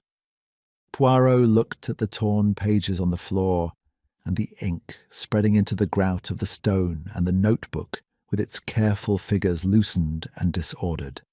And something that had been theoretical until this moment became entirely concrete. There had been, up to now, a quality of the historic about the crime. A death already accomplished, evidence already destroyed, a killer who had acted and withdrawn, and was perhaps calculating that inaction and snow and the English instinct against scenes would be sufficient defence. The attack on Imogen's work changed the tense of everything. This was not a person resting on what they had done. This was a person who was still frightened, still calculating, still, under the performance of whichever surface they presented to the house, engaged in the active management of consequences. No jokes now, no performance. In the cold sitting room, with the ink still spreading and Imogen Price standing very straight in the middle of it, everyone saw it plainly. Someone at Blackcairn was frightened enough to act again. And frightened people, in Poirot's experience, were considerably more dangerous than confident ones. Chapter 7. The Social Mechanism. Poirot did not sleep well, and he did not intend to. He lay in the darkness of his room at Blackcairn and let the mechanism turn in his mind with the patient, unhurried rotation of the dome above him. He was not, by nature, a man who enjoyed uncertainty. Disorder in the physical world he could endure, barely as a temporary condition awaiting correction. Disorder in the logical world was different. It was an offence against the proper nature of things, and he treated it as such, which meant that he would not rest until every component had been correctly identified and assigned its proper place. The components were these: a telescope repositioned in darkness, a camera bracket adjusted on its knurled screw to face not the sky, but a downward angle toward the eastern corridor, a delayed shutter set before dinner, firing during the blackout, a developed plate that had recorded something in the mirror system, a reflection, proximate and terrestrial, and had then been destroyed. A man dead in the cold with composed hands, mathematical notes that had brought a woman close enough to the geometry of the thing that someone had torn them up and scattered them across a stone floor, rather than permit their completion. And a joke, always the joke, sitting at the centre of it, load-bearing. He rose at 5, dressed with his customary precision, a process that Hastings had once timed at 11 minutes and found inexplicable, and went up to the dome in the pre-dawn dark. He did not bring a lamp. He stood inside the dome and let his eyes adjust, and when they had, he positioned himself not at the telescope, but at the point where a person would have stood during the blackout, in the corridor below the dome's stairs, visible through the observatory's east-facing window, if the telescope had been directed there. He stood, and he thought about what it meant to be seen without knowing you were being seen, and about what a camera records that a human witness does not. Everything, indiscriminately, without selection or mercy, at the precise moment the shutter falls. The east window was tall and narrow. Beyond it, the snow had stopped at last, and the first pale suggestion of morning was separating the sea from the sky with a line of grey that grew, as he watched, incrementally lighter. The corridor below was visible as a pale strip between the dome's inner wall and the window frame, a strip of perhaps 4 feet, well lit on the night of the dinner by the wall sconces that had remained burning when the main lights failed. 4 feet of illuminated corridor reflected into the mirror system of a redirected telescope, captured on silver halide with the clinical indifference of a long exposure. Poirot stood perfectly still and assembled the last pieces. The rotation of the dome, which he had heard from the dining room below, had been the final act of preparation. Not the beginning of the scheme, but its completion. The telescope had been redirected earlier, the bracket adjusted, the camera positioned and loaded. The dome rotation during the blackout had been the triggering mechanism. It had opened the sight line between the telescope mirror and the corridor window at the precise moment the shutter was timed to fall, which meant the person responsible had known, before the dinner began, exactly when the blackout would occur. This was not a crime of opportunity. It had the architecture of a thing planned in advance, assembled over hours, dependent upon a timetable that had been set and kept. The blackout had not been an accident that had been cleverly exploited. It had been arranged. And in the corridor during those 8 seconds, something had happened that the killer had intended to use. Had intended, Poirot now understood, as leverage rather than as evidence of guilt. March was not meant to die because he had photographed a crime. March was meant to be controlled because he had photographed a threat. The threat had been Basil. He descended and found Hastings in the corridor, buttoned to the chin and carrying 2 cups of tea, with the slightly martyred competence of a man who has located the kitchen under difficult conditions. "You've been up there since 5, said Hastings. It was not a reproach, but it contained the information that he had noticed, which was its own kind of reproach. "I have been thinking," said Poirot. He accepted the tea. "Sit down, mon ami. I will tell you what happened, and you will tell me whether it holds together, because you have always been an excellent audience for the things that do not hold together. I'm not sure that's a compliment. It is the highest kind." Poirot settled onto the low bench that ran beneath the corridor window. Basil Torrance came to Blackcairn this weekend with a purpose that was not the support of science. He came because something in the observatory accounts had become dangerous to him. Figures, records, the endowment revision of 1931. He needed access to those records, and he needed to be certain what they contained before deciding what to do about them. This is why he spent 40 minutes in the records room. This is what he was looking for when I had already looked and found the ledger out of sequence. Hastings was quiet, attending. Now, someone at Blackcairn understood this, understood that Basil was not a donor but a man managing exposure, and understood also that this fact, his presence, his purpose, the connection between the Torrance family and the observatory's foundational irregularities, was something that could be used as insurance, as leverage of a different kind. Poirot set down his cup with a neat, definitive placement of a man closing a bracket. The blackout was engineered. The telescope was repositioned to record the corridor. And in the corridor, during those 8 seconds, Basil threatened someone. Directly, plainly, the threat of a man who has just understood the extent of his own exposure and has chosen, in the way of such men, to make that someone else's problem. "Good Lord," said Hastings quietly. March's photograph did not show a star. It showed that threat. It showed Basil Torrance in a corridor, and it showed the person he was threatening. And that person, knowing the plate existed, knowing that March had seen it, knowing that March's mathematical assistant was close to reconstructing the geometry of exactly what had been captured, and from what angle, acted with the swift and frightened logic of someone for whom the photograph represented not justice, but a second catastrophe. Hastings turned his cup between his hands.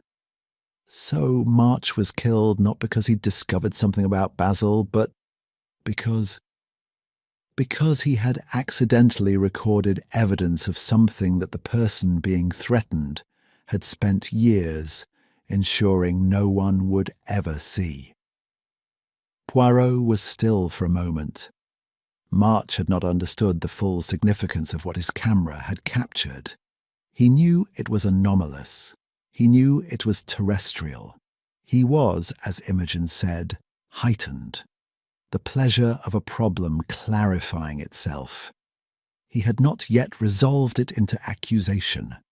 But the person who had been photographed could not afford to wait for resolution. The morning had come fully now, pale winter light filling the corridor, with the cold clarity of a thing that does not flatter. Somewhere in the house a door opened.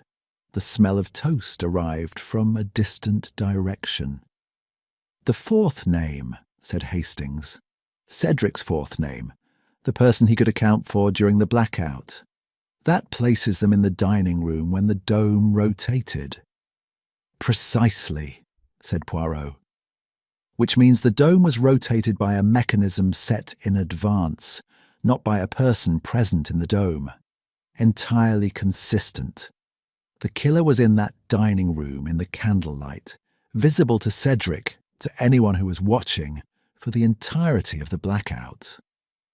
"The perfect alibi," said Hastings. Except that Cedric was watching and no one expected him to be watching, because no one ever does. Poirot stood, straightened his cuffs. "The most dangerous thing in any room, mon ami, is the person whose observation no one accounts for." He moved toward the stairs. "What will you do?" said Hastings. "I will have a conversation with a man about a ledger, and a word he used at dinner." "And then," said Poirot, in the tone of a man who has decided upon a course of action that he finds both necessary and, in some deeply private sense, satisfying, "I shall arrange a dinner party." Hastings looked at him. "Another one?" "The same one," said Poirot. "Reconstructed, with certain improvements to the seating."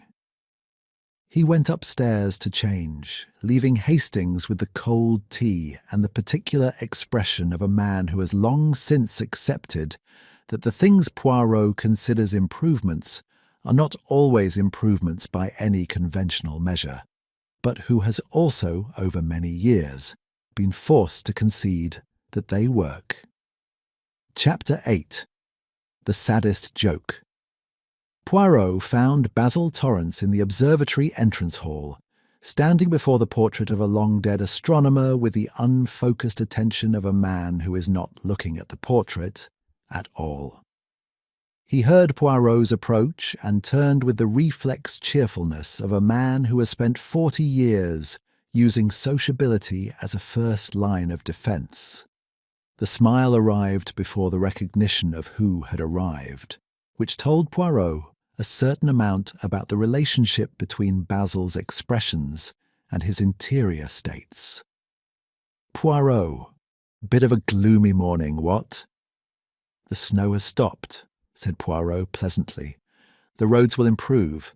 A constable may be expected by this evening or tomorrow at the latest." He allowed this to settle for a moment, watching it land. "I thought you would wish to know." Something moved behind Basil's eyes, swiftly and not pleasantly. The smile held, but it was now structural rather than natural. The smile of a man who has decided the smile must continue regardless of what it is required to conceal. "Splendid. Get the whole business properly sorted." Indeed, said Poirot. There is the matter of the 1931 endowment revision, the signatures. He said it with the mild, untroubled tone of a man discussing the weather. Your father's name appears naturally as a principal donor, and the nature of the original capital, the steel interests, the particular transactions of 1908 and 1909, those would be of interest to the constable, do you think? Or perhaps to a more senior authority? The smile was gone. In its absence, Basil's face was a considerably simpler and less agreeable thing. The face of a man stripped of his primary instrument, not yet certain what remains. I don't know what you're suggesting, he said. His voice had lost the boardroom resonance and become something flatter and less confident, the voice of the man beneath the performance. I am suggesting nothing, said Poirot, with complete sincerity. I am observing that you came to Blackcairn this weekend not as a patron of science, but as a man managing a risk. That you spent the morning after Professor March's death examining records that connected your family's name to the financial irregularities upon which this observatory was founded.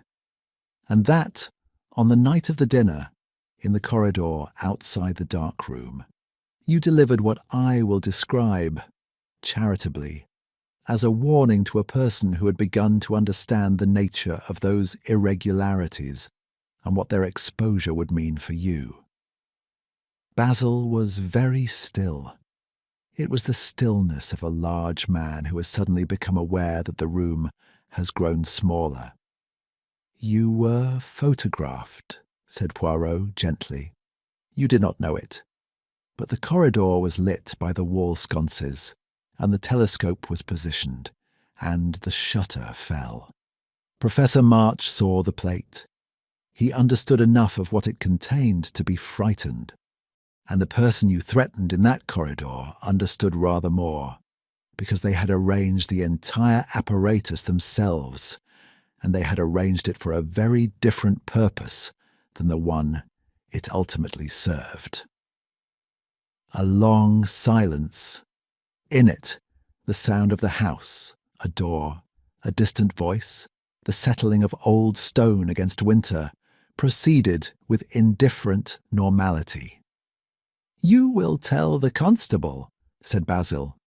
It was not quite a question. I will tell the constable everything that is relevant to the death of Professor March, said Poirot. What is relevant and what is merely the long history of men behaving badly with other people's money are matters I shall distinguish as carefully as I can. He paused. You were not the killer, Monsieur Torrance, but you provided the condition in which a killing became necessary. That is a different thing, though not, I think, an entirely comfortable one. He left Basil with the portrait and went to find Cedric. This took some time. Cedric was eventually located in the small room off the kitchen passage that appeared to serve no particular purpose and had been furnished, in the manner of Blackcairn generally, with objects that had nowhere else to go. 2 chairs of incompatible periods, a box of astronomical charts, and a quantity of knitwear draped over a radiator that had not functioned since the previous decade. Cedric was sitting in the larger chair with his spectacles on his nose, reading nothing, and looked up when Poirot appeared with an expression that was entirely undecorated. I expected you, he said. I thought you might. Poirot took the other chair. For a moment, neither spoke. The radiator offered a companionable silence and failed to heat the room. I have been thinking, said Poirot, about the question of performance. Cedric was quiet. There is a kind of performance that is chosen, put on deliberately, like a coat, for warmth or concealment or the pleasure of the role. And there is a kind of performance that is not chosen at all, but constructed over years, because the alternative was found to be insupportable. Poirot looked at him steadily. You did not decide to become the family fool, mon ami. You were trained into it by a woman who found you easier to tolerate when you were amusing and impossible when you were not. A child in that situation does not choose between being serious and being ridiculous. He chooses between being ridiculous and being nothing. Something shifted in Cedric's face. Not the sharp, controlled retreat he had used in the interviews, but a slower movement, deeper, the kind that has no technique behind it. He said nothing. I noticed, said Poirot more quietly, the way you looked at Lady Beatrice at luncheon 2 days ago, before all this. You had not seen her notice you yet, and there was a moment, very brief, in which your face contained something that I recognized. Not resentment, something more like hope.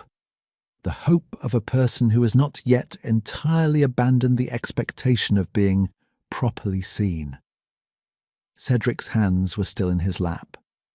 That's a great deal to read from a glance at a luncheon table. I read faces for a living, said Poirot. And I have been watching yours since we arrived. The jokes are very good. They have protected you admirably. But the watching habit you developed to survive this house has also, on at least 3 occasions in the last 2 days, provided me with information that I could not have obtained any other way, including, he added, a 4th name. A pause. Cedric turned the arm of the chair with one finger, a small, habitual gesture. You know who it is. I know who it is. And you could have known without me. Eventually, said Poirot, your account shortened the distance considerably. He met Cedric's eyes. I want you to understand something. What you told me was truthful, and it was brave, not because bravery is dramatic. It was not dramatic. You were sitting in a billiard room with a cue in your hand. But because you told the truth in a house where the truth has been structurally unwelcome for as long as you have been in it. That is not a small thing. Cedric looked at him for a long moment. Then he said, in a voice that was neither joking nor performing anything, she was very unhappy, you know. That is not an excuse, but it is a fact, and I think it ought to be said by someone. It will be said, said Poirot. By me. At dinner. Cedric's expression shifted into something that was not quite surprise and not quite resignation. Another dinner. The same dinner, essentially. I have spoken with Dr. Vale about the menu. The arrangements will be identical to the first evening, as nearly as the kitchen can manage. The same seating, the same candles, the same wines. Poirot rose from the uncomfortable chair with the careful economy of a man who has made peace with its dimensions. I have also requested that one place be set and left empty. I am told, he added, with the faintest trace of something that was not quite a smile, that the zodiac sandwiches are beyond the kitchen's current capacity to reproduce, which I consider an improvement. Cedric stood as well. He was a head taller than Poirot, and looked down at him with the expression of a man trying to determine whether he finds something admirable or alarming, and concluding, perhaps, that the two are not mutually exclusive. She was very clever, he said. Cleverer than anyone in this house ever gave her credit for being. Yes, said Poirot. I know.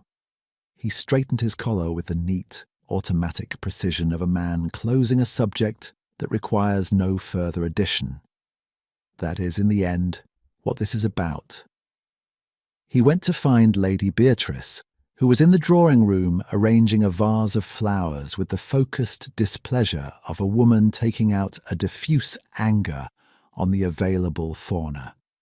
He told her, briefly and without embellishment, that he would require the dining room that evening. He told her the seating arrangement. He told her, finally, that she should prepare herself for a conversation that would be uncomfortable, and that this was not a request. She looked at him with the full force of a gaze that had withered better men, and Poirot looked back with the patient, unyielding courtesy of a man who has faced that gaze in various forms over many decades, and has never found it, ultimately, convincing. "Very well," she said at last, and returned to the flowers.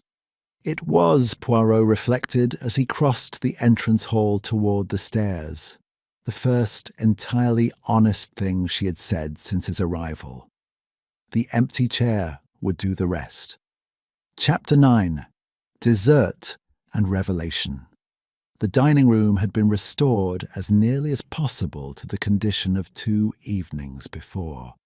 The same candles on the sideboard, those long ivory tapers which had remained burning throughout the blackout, and had provided, in their modest persistence, the illumination that made everything possible. The same arrangement of flowers, though these were fresh, the originals having declined with the quiet dignity of things not designed for extended drama. The same wines, uncorked and breathing. The same chairs at the same positions around the same table, with one exception. At the foot of the arrangement, precisely placed, a setting laid for a person who would not be occupying it. Dr. Vale had objected to this detail. He had expressed his objection in the language of reason.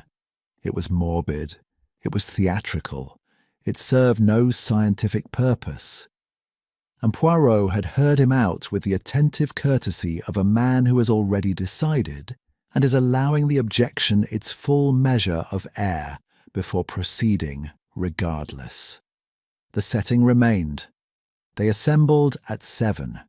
The atmosphere was the atmosphere of a room in which everyone present is aware that something is about to happen and has made a private decision about how to receive it. Lady Beatrice sat at the head of the table with the rigid serenity of a woman who has made her accommodations with fate and intends to be seen making them gracefully. Basil was on her left and said nothing, which was so contrary to his nature that it constituted its own form of statement. Cedric had seated himself with the quiet deliberation of a man choosing his position on a field he intends to remain upon. Imogen Price sat with her hands folded and her notebook conspicuously absent. Dr. Vale gazed at the floral arrangement with the expression of a man wishing he were elsewhere in space and time simultaneously. Celia Torrance sat beside the empty chair. Whether this was by design or by the logic of the available positions, Poirot could not have said with certainty. What he could say was that she had looked at the empty setting when she sat down, looked away, and had not looked at it again. The performance of a person who has decided that the thing beside them does not exist, maintained with a completeness that required constant, invisible effort. The soup was, in fact, excellent. Poirot said so, with the warmth of a man who regards decent soup as among the more persuasive arguments for civilized life, and, for a few minutes the table permitted itself the relief of a conversation about soup. Vale made a remark about the temperature.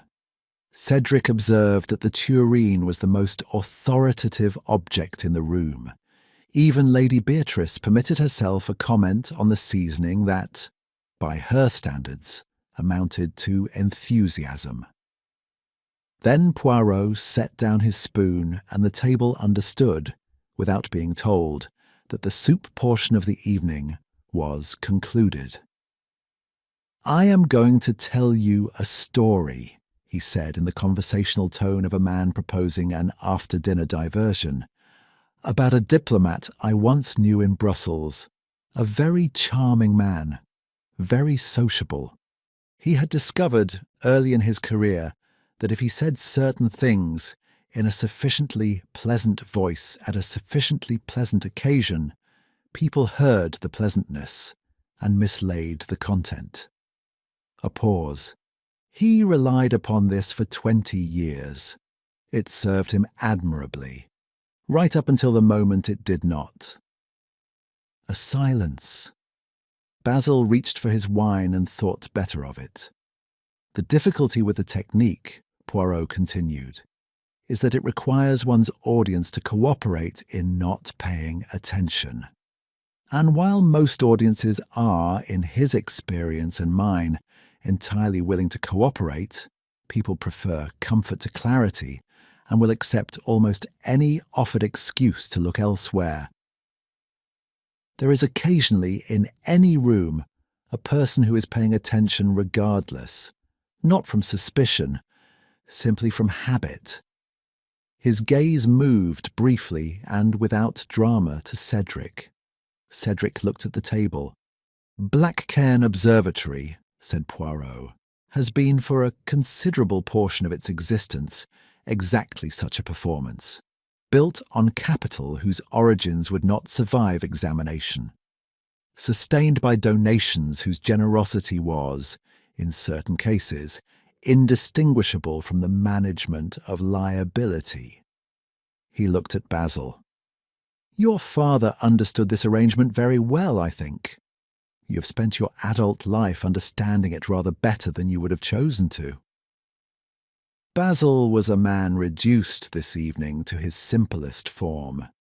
He sat and he said nothing, and he was, without his noise and his anecdotes and the great rolling machinery of his social confidence, unexpectedly small. Lady Beatrice has maintained this place with a ferocity that I find, in its way, admirable. The energy required to preserve a surface over decades is considerable. It demands vigilance. It demands the weaponization of every social instrument available. And it demands the absolute suppression of anything, any person, any truth, any inconvenient honesty that threatens the surface's integrity. Lady Beatrice did not flinch. She regarded him with the eyes of a woman who has made a long study of endurance and considers flinching a form of surrender. "Cedric," said Poirot more gently, "was the principal casualty of that suppression, a child who learned that seriousness was unsafe in this house and adapted accordingly. The adaptation was so thorough and so long maintained that almost everyone in this room has, at one point or another, failed to notice that he is the most observant person present." Cedric looked at no one. His hands were still. And Imogen Price was lonely in a house full of people who could not see her, which is a particular and underestimated kind of loneliness, reserved for those whose minds work at a speed the room cannot comfortably accommodate. Imogen looked up. She did not speak, but the look, directed at Poirot, contained a quality of recognition that had nothing performative about it. Poirot unfolded his napkin, which had been folded with symmetrical perfection since his arrival, smoothed it once across his knee, and looked down the length of the table. Professor March died because he possessed a photograph. He did not, I believe, fully understand what the photograph contained when he was killed. He was a thorough man, a precise man, and he would have arrived at the full understanding in time. He was not given that time. A pause. The photograph was taken not by design, but by the operation of a mechanism set in motion for an entirely different purpose. To create evidence, yes, but evidence of Basil Torrance's threat, not of the person delivering the response to it. The camera recorded both. It could not have been anticipated, and that single, unanticipated fact is the origin of everything that followed. The candle nearest the empty chair guttered briefly in some imperceptible movement of air and steadied itself. The person who arranged the telescope, repositioned the bracket, timed the dome rotation, set the delayed shutter. That person was not, at the moment the shutter fell, in this room to direct events. The mechanism ran itself, and when its results were more comprehensive than intended, that person acted with the speed and clarity of someone who has spent a great deal of time thinking about consequences. He looked at Celia Torrance. She was looking back at him. She had been looking at him, he realized, for some minutes, not with the soft, apologetic gaze of the woman who confused Saturn with marriage, but with the direct, level attention of the person she actually was. The performance had not so much ended as been set aside, like a garment laid across a chair, and what remained was quieter and considerably more substantial. "You," said Poirot simply. No one at the table moved. "The endowment records connected your husband's family to the fraud at the heart of this place.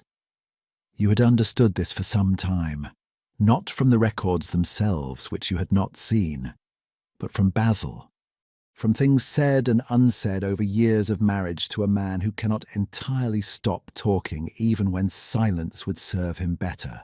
You came to Blackcairn knowing what he intended, to access the records, to assess the exposure, and if necessary to use his knowledge of the observatory's history as leverage against Lady Beatrice, whose silence about the Torrance connection was the only thing standing between your husband and a very serious difficulty."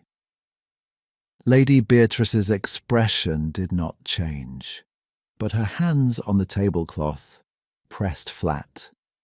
"You arranged the photograph as your own insurance, evidence of Basil's threat, should it become necessary to use it.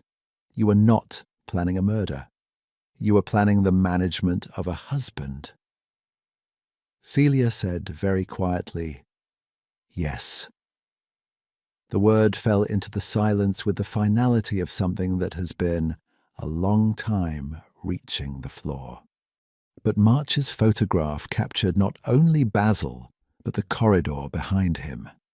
And in that corridor, at that moment, you were visible. And when March told you, not intending accusation, merely sharing the puzzle of his anomalous image, you understood what he had and what it meant. Not for Basil, for you. "He showed me the plate," she said. Her voice had the quality of a person speaking from a considerable distance. "He thought I would find it interesting. He was explaining the reflection geometry. He had not yet resolved who the figures were, but I had." "And in the dark room," said Poirot, "there was a brass photographic timer on the shelf beside the development trays. Heavy, solid, already in your hand because you had been examining the equipment with the appearance of innocent curiosity while March talked." A long silence. "You would be astonished," said Celia Torrance, in a tone entirely without self-pity. "What people confess in front of a pretty woman, they do not consider fully human. The line went through the room like a blade through still water, clean, deep, and leaving the surface apparently unchanged for just a moment before the consequences arrived. No one laughed.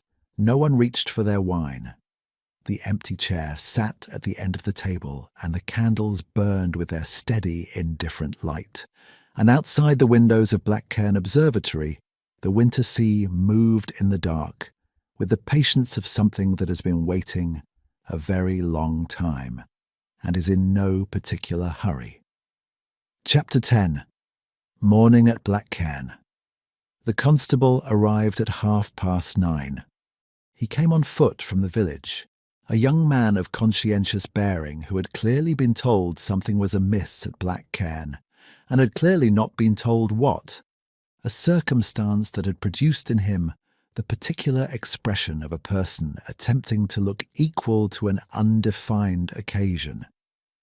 He was followed at a distance of 20 minutes by his sergeant, who arrived by motor along a road that had cleared overnight to something passable, and who possessed the more seasoned expression of a man who has learned that the undefined occasions are generally worse than the defined ones. Poirot met them in the entrance hall and gave them, in precise and economical sequence, the facts. He gave them the facts the way a good architect hands over drawings, completely, clearly, without ornament, and in an order that made the structure immediately comprehensible. The sergeant listened with a pencil and the concentrated attention of a man who has stopped being surprised by what people do to each other, but has not yet stopped finding it worth his careful attention. Celia was taken away at 11 o'clock. She came down the stairs dressed for travel in a coat of grey wool that Poirot, who noticed these things, recognised as the same coat she had worn on arrival. The circularity of this struck him as appropriate in a way he did not examine too closely. She carried a small case. The sergeant carried nothing, maintaining a respectful distance of 2 paces that was itself a form of custody. At the foot of the stairs she paused, and for a moment the hallway held the quality of a scene arranged for some purpose. The constable near the door, Hastings on the landing above, Lady Beatrice a motionless figure in the drawing-room doorway, and Poirot standing slightly apart in the way he always stood when he was both fully present and giving space. Celia looked at no one in particular. Then she looked at Poirot.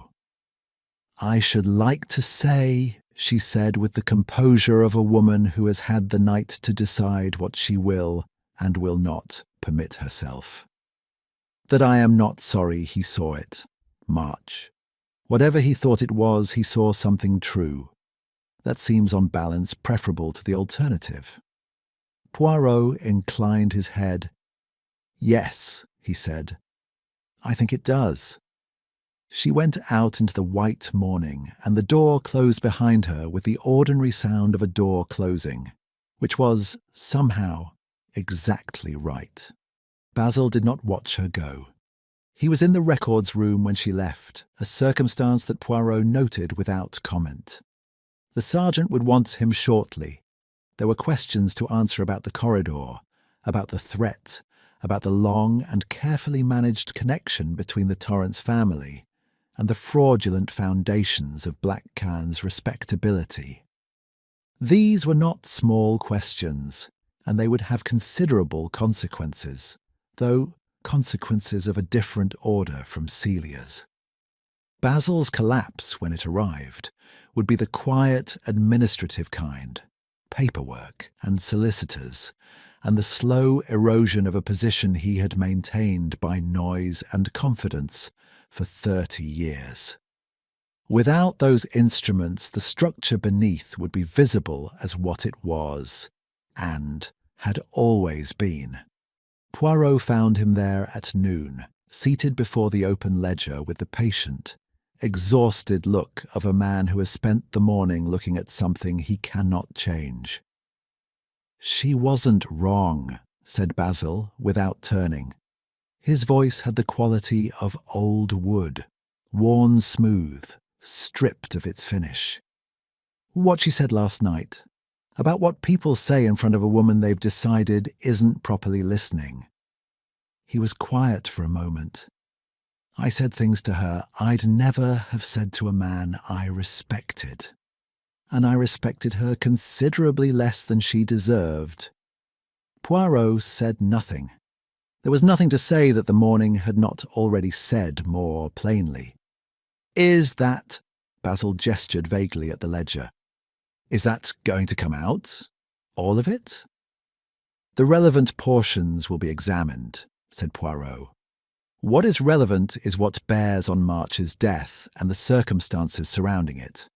The rest is a matter for other authorities and other occasions." He paused.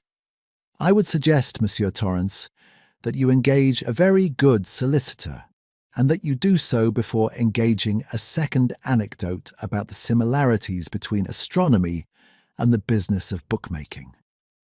Something that might, in a different context, have been a laugh moved briefly across Basil's face, and did not complete itself. He closed the ledger.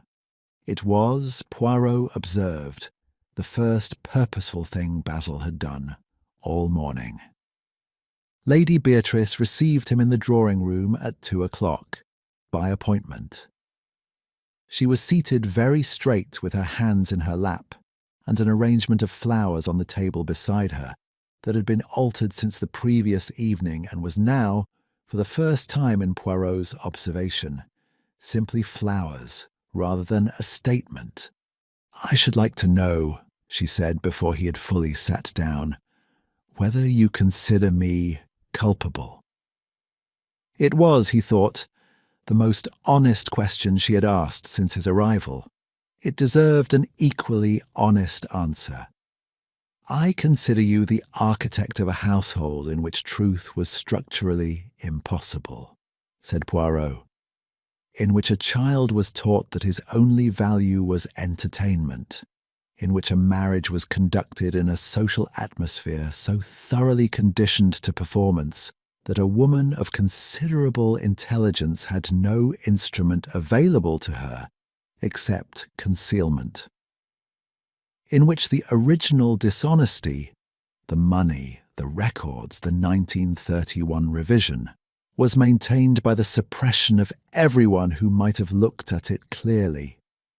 He met her gaze. "The law will not charge you with this, but you asked what I consider, and I have told you." Lady Beatrice was silent for a long time. The clock on the mantelpiece measured the silence in small, precise increments. Outside the windows, the last of the snow was retreating from the cliffside in slow, reluctant stages, uncovering the brown grass beneath with the gradual quality of a truth surfacing. "Cedric," she said at last, in a tone he had not heard from her before, lower without its armature. "Did he say something to you about how he found it here?" "He said a great deal, madame, without intending to, and some small amount intentionally." Poirot looked at her steadily. "He also said that she was very unhappy. He said it unprompted, and he said it as a fact that ought to be known. It was," he added, "the act of a generous man." Something crossed her face that was not, for once, controlled. It passed quickly, but it had been there. He left her with it and went to find Cedric. Cedric and Imogen were in the dome. This was not where Poirot had expected to find them, and yet, when he climbed the stairs and looked through the open door, it seemed, in some quality he could not have precisely defined, entirely correct. They were not at the telescope. They were seated on the low bench that ran along the dome's inner wall, and the observation slit overhead had been cranked open a few inches to admit a narrow strip of cold, clear afternoon sky. Cedric was not talking. Imogen was not writing. They were simply sitting in the large, domed silence, looking upward at the strip of light with the unhurried quality of people who have arrived somewhere by accident and discovered they do not wish to leave immediately. Poirot stood in the doorway for a moment and did not announce himself. He had, over the years, developed a reliable instinct for the moments that do not require him. This was one of them. He noted the particulars: Cedric's spectacles on his nose for once rather than his forehead, Imogen's notebook closed on the bench beside her, 2 cups of tea cooling on the floor in the manner of objects left by people who have forgotten they are there, and filed them in the part of his memory reserved for the things that are not evidence of anything except the remarkable persistence of ordinary life. He descended without disturbing them. He found Hastings in the entrance hall, coated and scarfed, evidently having decided that the roads were sufficiently improved for a walk along the cliffs. They fell into step together through the main door and out into an afternoon that was cold and extraordinarily clear, the kind of clarity that arrives after days of snow, as though the weather has decided to make amends. They walked without speaking for some minutes. The cliff-top path was firm underfoot, the sea below very blue and very direct after days of being heard but not seen. "She planned it for leverage," said Hastings eventually. "Not murder." "No," said Poirot. "Not murder. The apparatus was designed to produce evidence, not a body. What it produced was both, and the second was an improvisation." He walked a few more steps. "It is, I find, the improvised part that is most illuminating. Planned crime tells you what a person fears. Improvised crime tells you what they value, when the decision must be made in a moment and without rehearsal." "And what did it tell you? About her?" Poirot considered the sea for a moment, which was indifferent to the question, but pleasantly decorative nonetheless. "That she had valued her survival for a very long time above everything else," he said, "and that no one had ever offered her an alternative worth valuing instead." He straightened his scarf with a neat, habitual motion of a man restoring order to the one small thing still within his authority. "That is not exculpation, but it is the truth of it, and the truth of it ought to be said, even when it is uncomfortable." Hastings was quiet for a moment, rather like what Cedric said. "Yes," said Poirot, "rather like that." They turned at the cliff's edge and stood for a moment looking back at the observatory, its dome grey and solid against the December sky. Its proportions still faintly ridiculous, its history buried deep in the foundations where it had been for 30 years and would remain now for a considerable reckoning to come. "The English," said Poirot, softly and without particular emphasis, "believe that if a thing is not mentioned at table, it does not exist. But murder, mon ami, is like a star. Even when hidden, eventually its light arrives." Hastings looked at him. "That's very... Did you just think of that?" "I have been considering it," said Poirot with dignity, "since Tuesday." They walked back along the cliff-top path, 2 figures diminishing against the pale sky, and behind them the observatory dome caught the last of the afternoon light and held it for a moment, cold and bright and entirely without sentiment, before the sun moved on and left it in the ordinary dark.